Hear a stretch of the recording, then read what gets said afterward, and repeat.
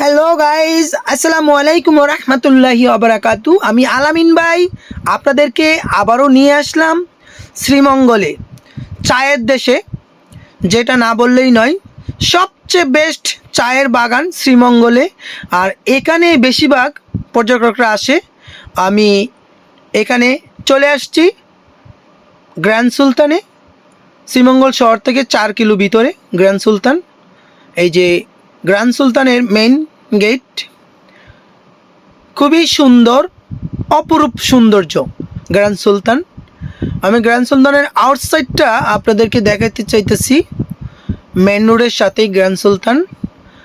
আমার জানা মতে সবচেয়ে বেস্ট 5 স্টার এই রিসোর্ট।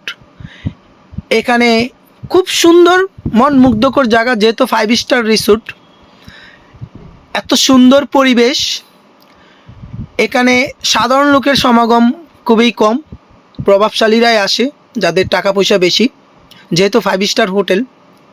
তো আপনারা এখানে চাইলে আসতে পারবেন। খুব সুন্দর জায়গা, অত্যন্ত সুন্দর, সুন্দরের শেষ নেই, খুবই সুন্দর। আমি ঘুরে ঘুরে আপনাদেরকে দেখাইতে চেয়েছি। পাহাড়ের উপরে রাস্তা আছে, পাহাড়ের উপরে গাছগাছালি, খুব কারুকাজ করে, বিভিন্ন রকমের গাছ দিয়ে নকশা করে।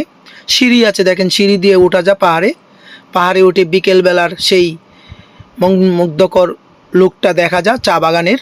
এইখানে মেন বিল্ডিংটা দেখাচ্ছি, তার পাশে লেক আছে, লেকের পাশ দিয়ে রাস্তা, ফুটপাত বয়ে গেছে পথচারীদের জন্য।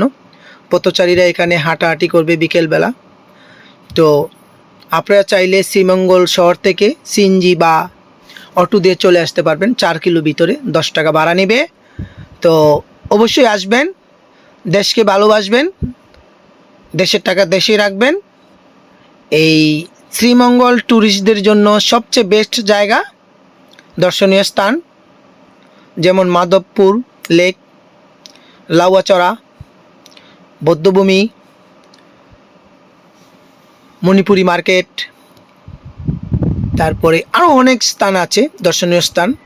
এখানে আসবেন, বেস্ট লাক।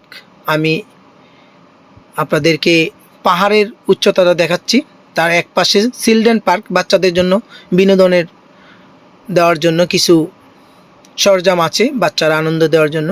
অবশ্যই আসবেন। আজ এখানে বিদায় নিব।